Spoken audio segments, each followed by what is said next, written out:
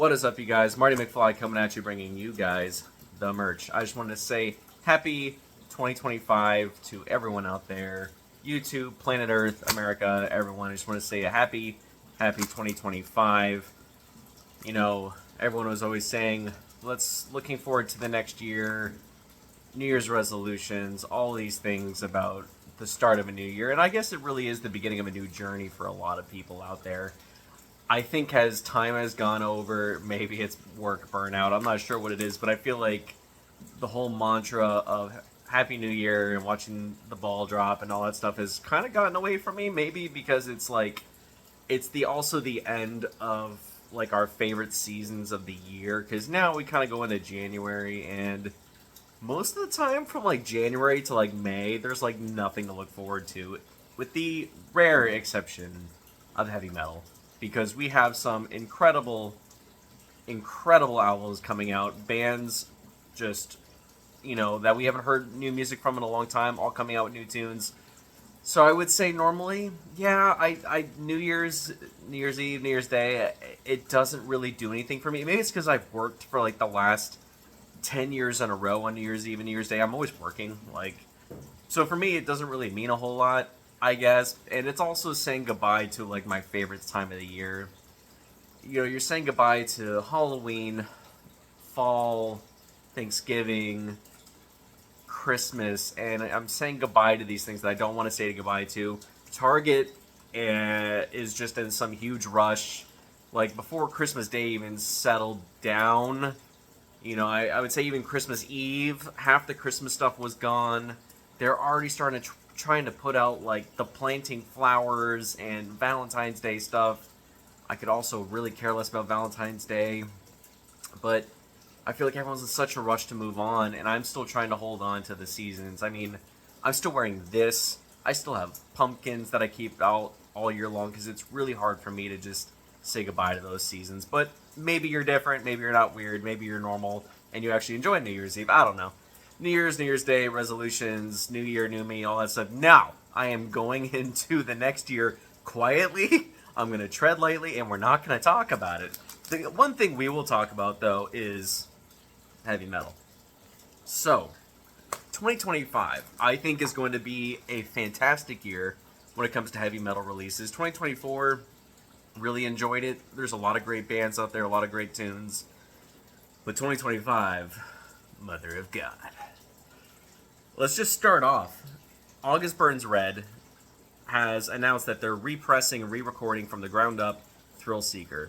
Now, Thrill Seeker was my introduction to August Burns Red. It's before Jake Lures even went into the band. But that was my first August Burns Red record, that and the EP. And now they've decided to re-record it from the ground up, Jake Lures on vocals. And then, of course, they're actually going to bring in their original lead singer into the act as well. But that comes out in 22 days, I think, if I'm not mistaken. Pre-orders are up for vinyl, the CD, signed posters.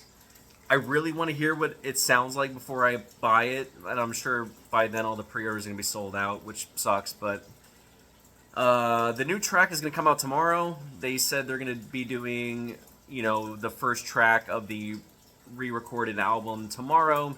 And then, of course, we actually get the bonus track on the vinyl as well, which I'm really looking forward to. So I think if the new track sounds fantastic, crystal clear quality, Jake on vocals, whatever they decide to do with it, if it's kind of like how they did with Leveler, I'm likely going to be pre-ordering this one. But I'm going to wait till tomorrow to get the new track. And then, of course, bonus track as well. That's enough for me to almost just want to pre-order it. Vinyl has gotten really expensive as time has gone on, and I think even now it's the standard issue vinyl price for pre-ordering is at least $30, $35, and you can already see that it's just, and August Burns Red, partnered with Solid State Records. They're doing a lot of independent stuff outside of Solid State, which is fine, but when you order off the August Burns Red website, you are going to pay a little bit more, so that's just something to think about. But that's the first thing that I've immediately thought of. So 2025 in heavy metal, obviously a lot of bands that haven't produced records in a while are going to be coming out, but just starting from the list, just January itself is like bone crushing for heavy metal. So we got Paleface Swiss with Cursed, that comes out on January 3rd, so this Friday. We got Dark Fortress and their newest live record that comes out on the 17th. We got Stick to Your Guns, Keep Planting Flowers, and then the Halo Effect, if you're not familiar with the Halo Effect, but basically think of like Dark Tranquility and In Flames, boom, mixed together, which is really funny because if you flip lead singers, that's how the bands used to be. I don't know why we're still doing this, you know.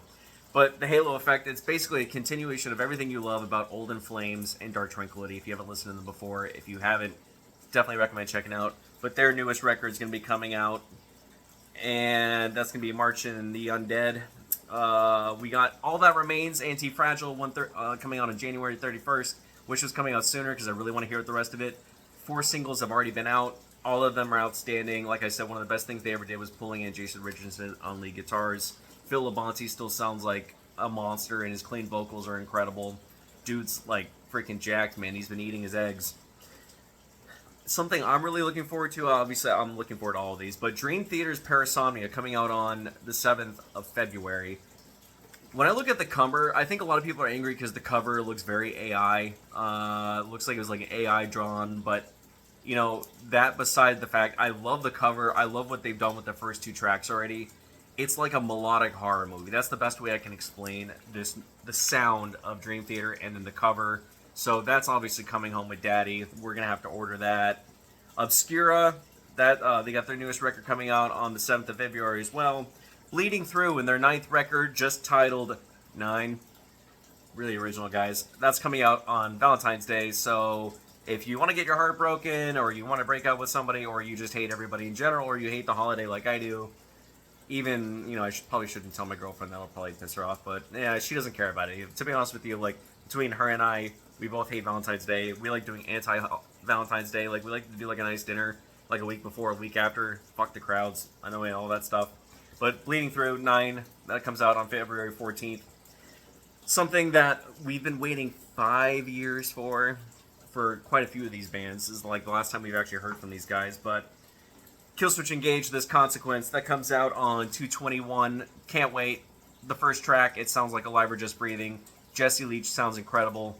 Both growls, both cleans, everything just sounds amazing. It reminds me of just early era Killswitch. Can't wait to hear what this band has in store for us. We also got Hyrax, that's Faster Than Death, coming out on 2/21 as well.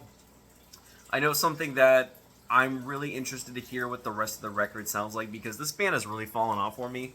Mostly because the last album just wasn't that good. I thought the production quality was really bad. I don't know why, but it's kind of like the new Beartooth record where the sound, like the production quality just sucks. And then the band really, this band has really gone the way of Bring Me the Horizon, Brit pop, Brit synth, whatever you want to call it. But you know what, Architects, The Sky, Earth, and all in between, I really hope it's good. That comes out on 2/28. I mean, so far the two or three tracks we've heard have been very, very good. I don't really care for children's vocals and metal songs. I mean, if you could do it tastefully, fine.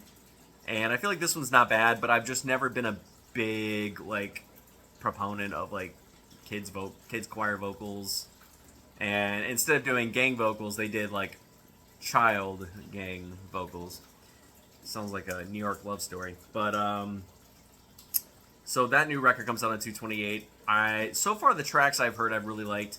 You know, I was thinking about other bands who did the child choir gang vocals. You know, I was thinking about, like, oh, goodness gracious.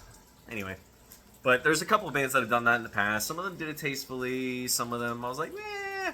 I mean, Machine Head, when they did it on the Locust album, I thought wasn't bad. But I feel like it really detracts when I'm expecting, like, adult male angry vocals, and all of a sudden you have, like, kids. And I mean, Machine Head did it tastefully on Locust, but I was like, not my favorite.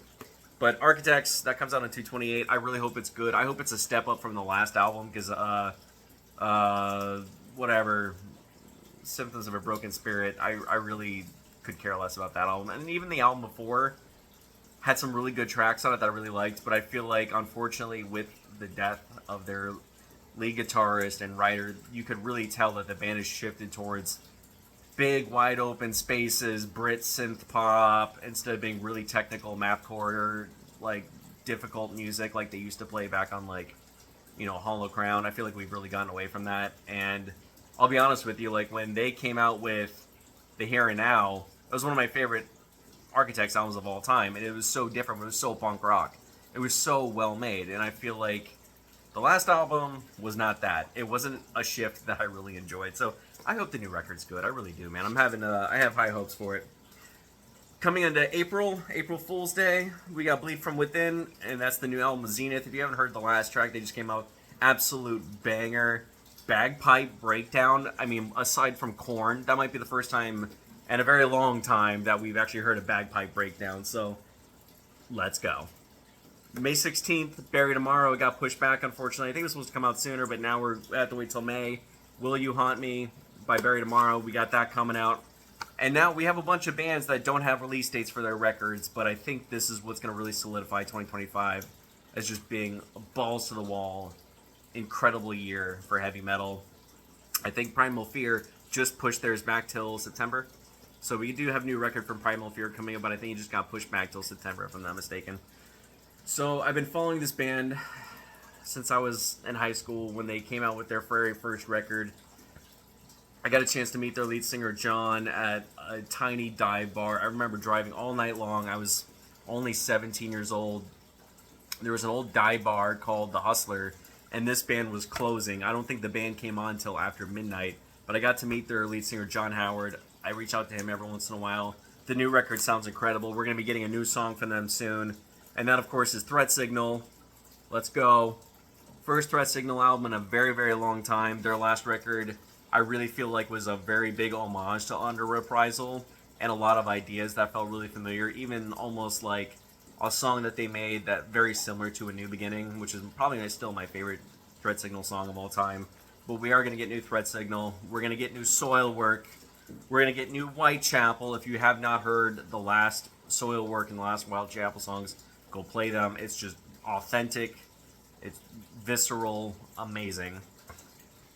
Now, a big announcement. Heaven Shall Burn's doing a huge, massive tour for 2025. We're going to get new tunes, new record, hopefully.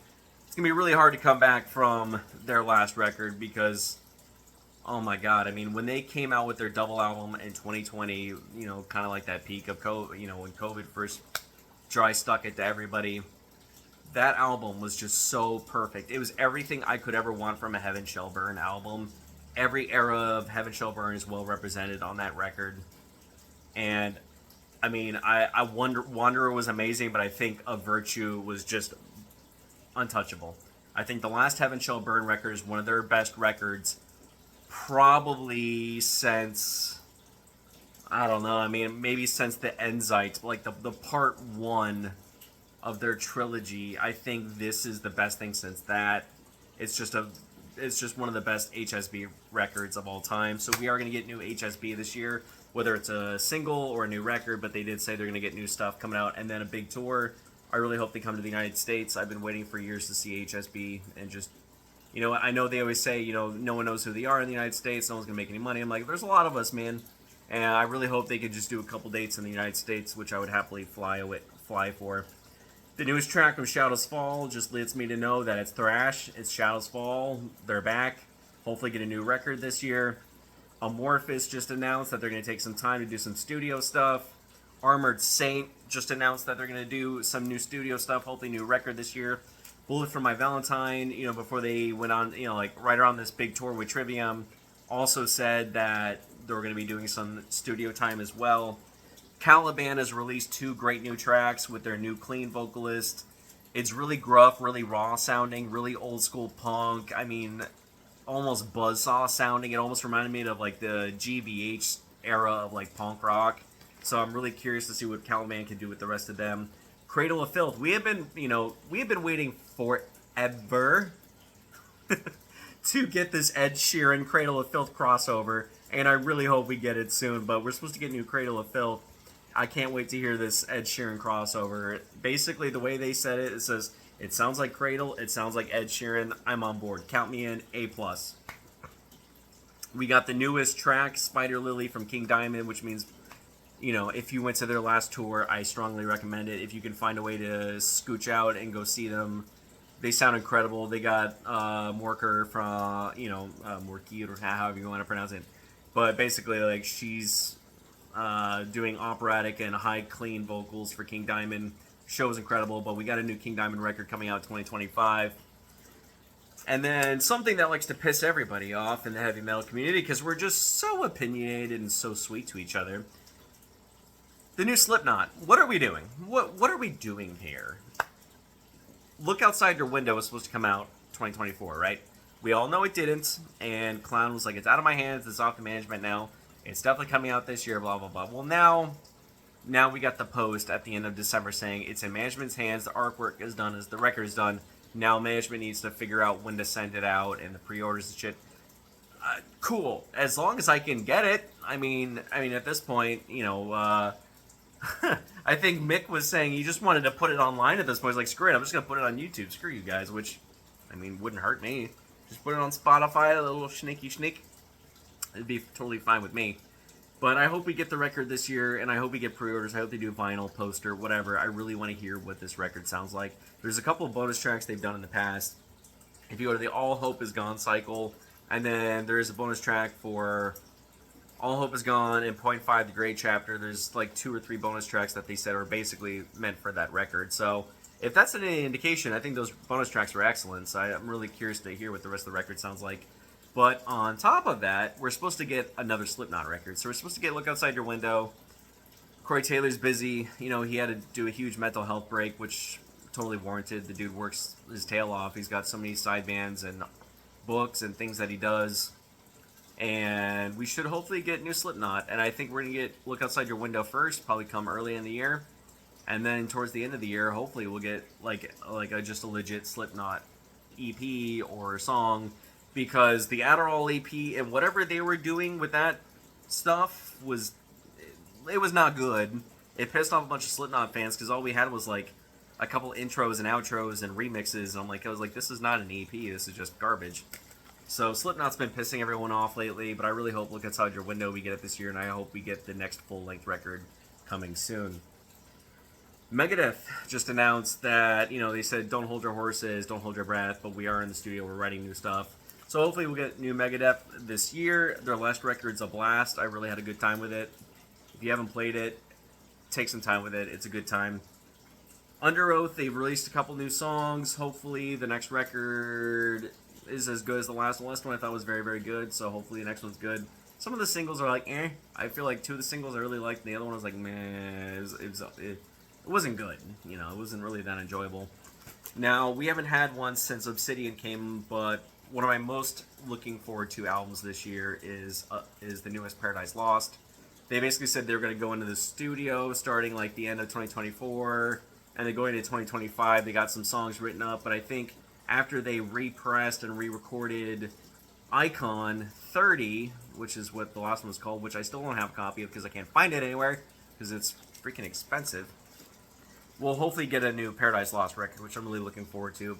Obsidian reminded me a lot of the last Heaven Shall Burn album, and the fact that it was everything we want from Heaven Shall Burn all across the ages of Paradise Lost. And I feel like it's going to be tough to beat Obsidian. It's one of my favorite Paradise Lost records of all time. Same way with the last HSB album. So I'm really curious to see where they go, but hopefully we'll get new Paradise Lost.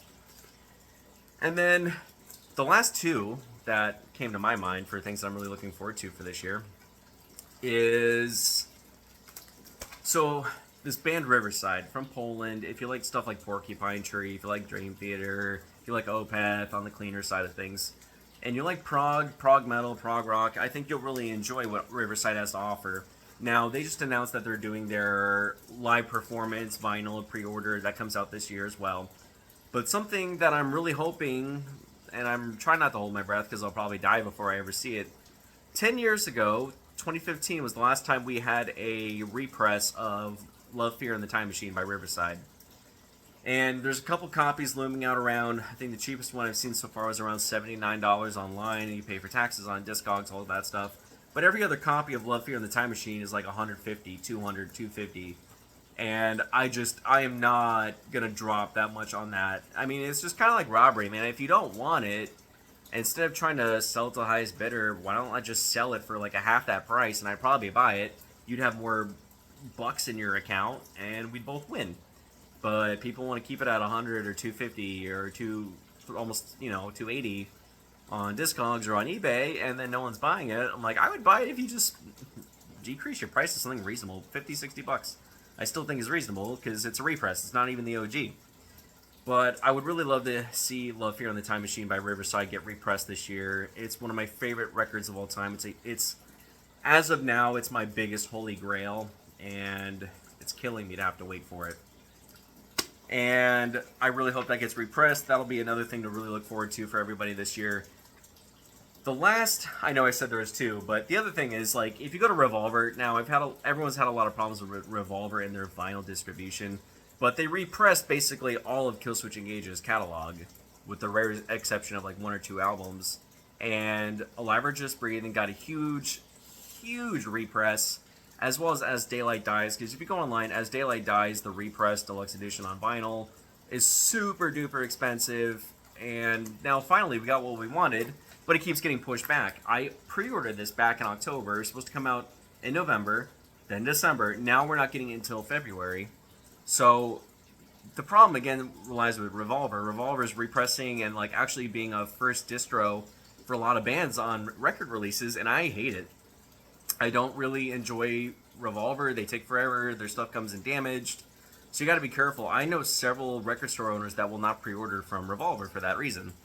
So we're supposed to get Alive or Just Breathing, As Daylight Dies, the self-titled, all these represses on Revolver. I hope those come out like they're supposed to. Otherwise, I'm just going to call and ask for my money back because this is getting stupid. I mean, it's been postponed for like almost, we're talking like 4 months now. So last but not least, the shining moment of 2025, the beacon, the icon of 2025.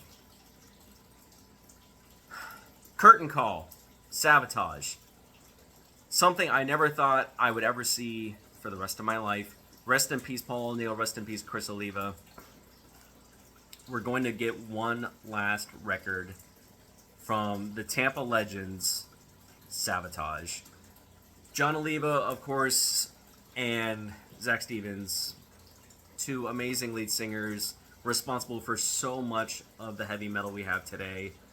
So many influences, so many people that they've just made a mark on of what heavy metal should sound like. One of my favorite bands in the entire world, and coming from the Tampa scene, yeah man, Sabotage is it. John Oliva, unfortunately, has had a lot of back problems. He's got several like spinal fractures. He's got MS. He's been battling with a lot. He's not touring the Japan dates with Sabotage, but Zach Stevens is. But John is working hard behind the scenes to help with his band. And then, of course, he's helping with writing the final record. And I hope on this album, John is at least able to sing a couple songs, contribute, and then Zach's going to be doing the heavy lifting. But that is the highlight of 2025 for music for me. All these bands, I can't wait. But Sabotage, Curtain Call, one last album. Join me on this journey. I will keep you guys updated on here with everything we find out. But I hope it comes out this year and we get to hear Sabotage one last time. I've been playing Edge of Thorns nonstop lately, just getting excited again. So I feel like maybe even talking about this has influenced me a little bit into appreciating the change to 2025. I hope this is a good year for you guys. I hope it's a good year for me and my family, obviously. I hope it's a good year for everybody out there. I'm getting my bones crushed currently in this fellowship, working nonstop. And I hope 2025 brings a lot of change and a lot of positivity for you guys and for us. Please stay safe out there. Unfortunately, we started 2025 with a bang in the wrong direction with New Orleans, New York, Las Vegas, all these horrible things that are going on. Our thoughts and prayers out to those out in Germany, New Orleans, all these people that are getting affected by devastation and shootings and these horrible things that are going on. I hope these people can find a way to bring some solace into what's going on.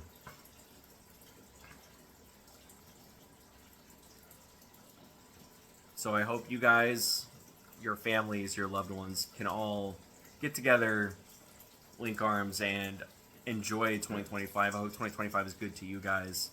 And I hope you guys love the new bands that are coming out, the new records, the new albums, the new music. What are you guys looking forward to? What are you looking forward to coming out this year? I know there's just a bunch. There's so many more I could have touched on. And even now I'm thinking of other bands that we could have talked about. Like we could talk about Draconian coming back and maybe writing a new record this year. There's so many bands out there. But I'm just going to keep my fingers crossed that it's a great year for music, great year for you guys. And I hope you guys take care of each other, and peace.